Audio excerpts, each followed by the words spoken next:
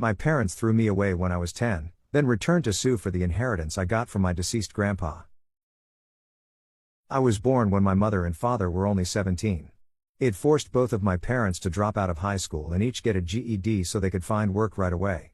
My father, especially, was not happy about this because he had dreams of playing football in college, and instead, he had to work at a gas station. He said to my face many times that I ruined his dream. My mother hardly raised me at all as she had to work too. They had a cranky old lady next door watch me most of the time. She wasn't so bad, she gave me more attention than my parents did. My father eventually managed to land a better job as a manager due to his experience running the gas station. It was right after that my mom got pregnant with my sister. I was 6 when she was born.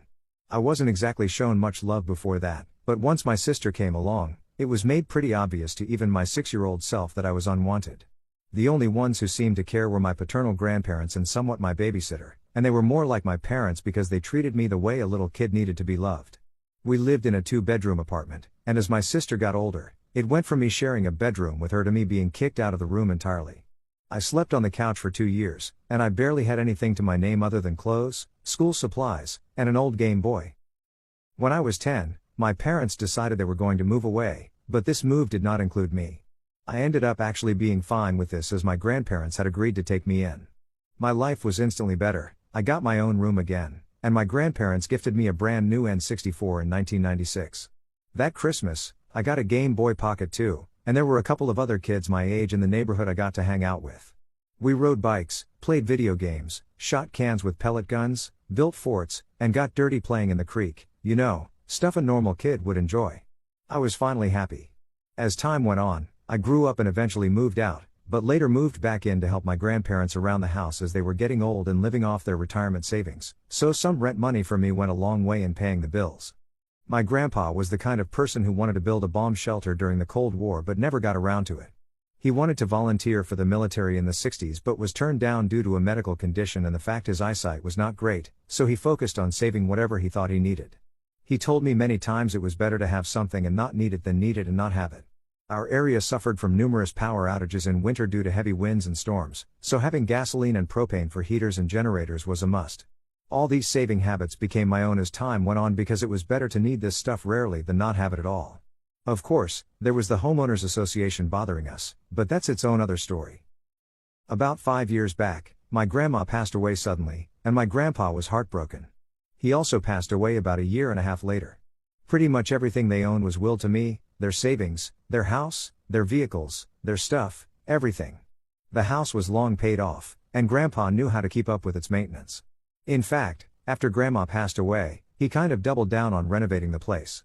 He had the roof redone, the house repainted by us inside and out, and we fixed a lot of little things. Grandpa's neighbor George even came by to help redo the plumbing. Ironically, the homeowners association was rather happy with these changes because the house didn't look rundown anymore. One morning, I was fixing breakfast, and my grandpa never came downstairs. You couldn't keep the man from his bacon, so I went to check on him, and he wasn't moving. I called 911, and paramedics came, only to tell me he'd passed in his sleep.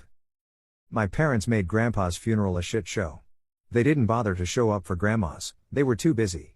And at grandpa's funeral, they didn't seem to grieve at all. My sister also showed up wearing a brightly colored designer dress, which I wasn't happy about as it was a church-only function. I noticed my parents repeatedly whispering to each other and glaring at me whenever I looked at them. Come to find out at the will reading that my parents knew that they'd been disinherited long ago for their treatment of me, and they thought it extremely unfair I got everything. They threatened to sue me to contest the will, and I got repeated calls and messages from my father, mother, and sister telling me I needed to do the right thing and give my father what was supposed to be his. I told them all to fuck off in far more unsavory words. My parents ended up taking me to court to challenge the will, but the judge ruled in my favor after seeing the will and hearing us both out, so it wasn't a long, drawn-out legal battle.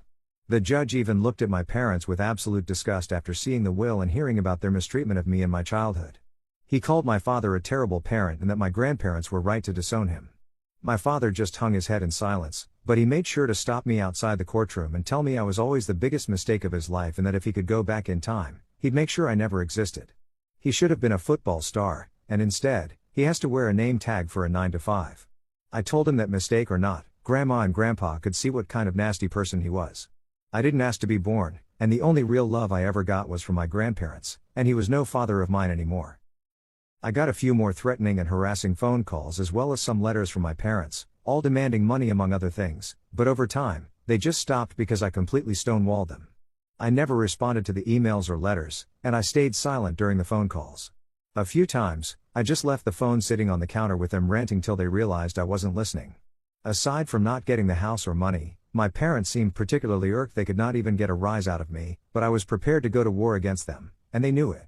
So in the end, they just left me alone. From what I know, looking at Facebook the past decade, my sister tried to get into modeling, got married, had 2 kids, got divorced, and is currently unhappily working a job she feels is beneath her. My mother currently works retail and is also vocal about her disdain of it. Like my father, she peaked in high school. She was a cheerleader back then and even had her old uniform framed on the wall. My father has pretty much had the same job for 25 years, he must be good at it if he's still doing it. As for me, well, I'm in my late 30s now, and I live pretty much debt-free in a nice neighborhood. I haven't really had a girlfriend since high school, and I've had little motivation to ever have another relationship, but loneliness gets to everyone, so maybe I'll try to find someone soon.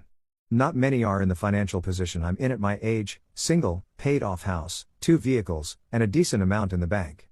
I guess I could aim to be a stepfather, that might be more my speed. As the comments say, the best revenge is living well, and it sounds like you're doing it. You're around my age, the N64 Bond was the best. I'm glad you had your grandparents, sounds like you had a rough childhood. Your dad sounds like Uncle Rico from Napoleon Dynamite, a guy living in the past full of regrets. How much do you want to make a bet that I can throw a football over the mountains? Yeah, coach would have put me in the 4th quarter, we would have been state champions, no doubt in my mind. I'm very close with my grandpa, he is absolutely ancient now, so I understand the bond between grandparents and grandchildren.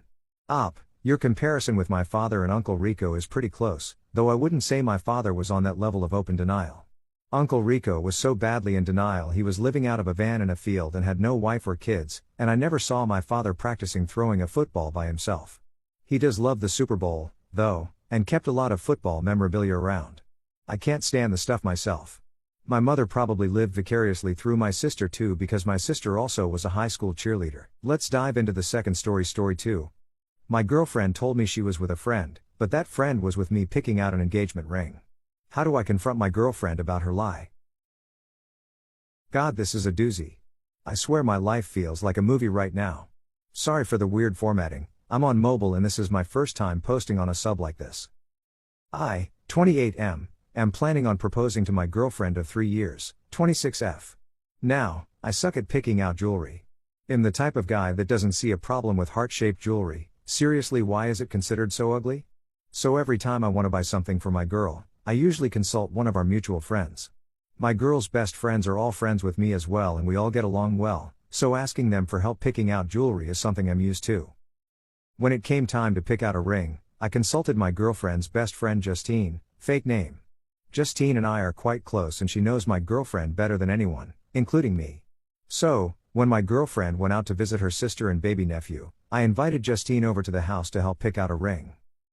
Justine and I looked through a few catalogs, but decided it was a dead end and it would be better to go to professionals at a jewelry store.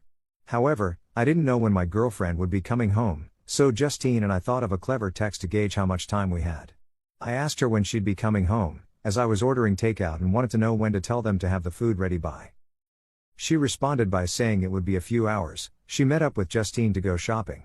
Now, obviously this took me by surprise since Justine was standing inside my house. I showed Justine the text, and she looked as confused as I was. It isn't out of the ordinary for my girlfriend to meet up with people out of the blue like that for shopping, lunch, etc. She's a very spontaneous person and loves making plans on the fly. So ordinarily, I would have believed this text in a heartbeat. However, obviously this had to be a lie. When she came home she acted completely normal, and I played along, but it's been really hard to act like everything's fine. We got takeout, ate together, and cuddled on the couch after. So far she's caught on a little that something's upsetting me, but I just can't tell her what. Looking at her kills me. I don't know what to do.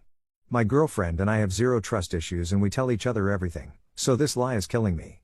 I want to ask her about it so bad, but if I tell her I knew she was lying, I'd have to explain why, and I really don't want to do that.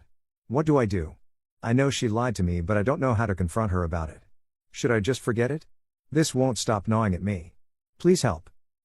Edit. I'm sorry for the lack of responses, it's been a hectic day and there's a lot of comments. Thank you to everyone who has commented so far, I appreciate them all. Edit number 2, sorry again for the lack of responses, guys. It's really been a crazy day. My parents are moving and I've been helping them. Also, I've never experienced this many comments on a post in my life. I am going to talk to her tonight once we're both finally settled in after such a busy day, and I will update tomorrow. Update, my girlfriend told me she was with a friend, but that friend was with me picking out an engagement ring. How do I confront my girlfriend about her lie? Hey guys. Oh my god, where to begin?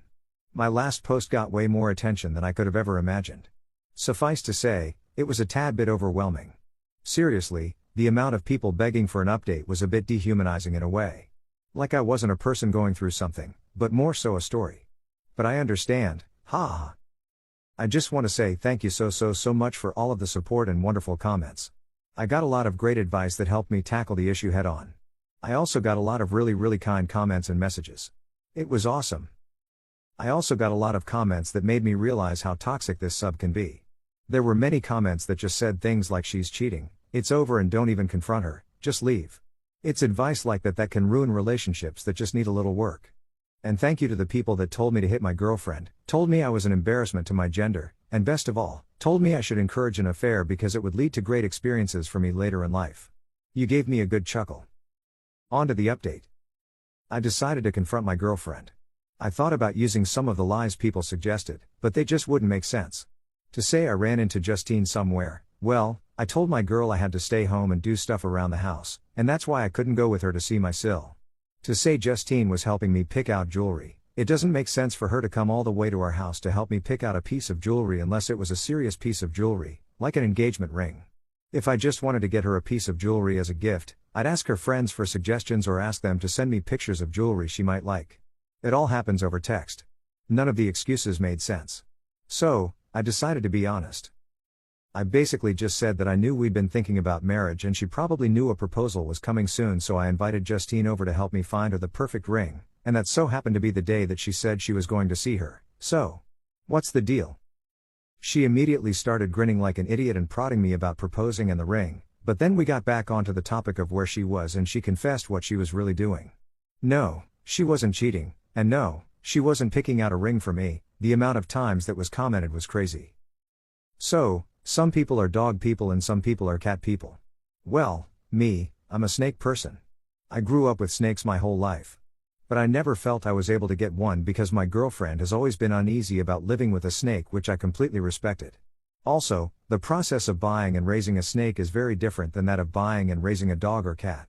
It's quite complicated. So you could imagine my surprise when my girlfriend showed me a picture of her holding the cutest Kenyan sand boa I have ever seen.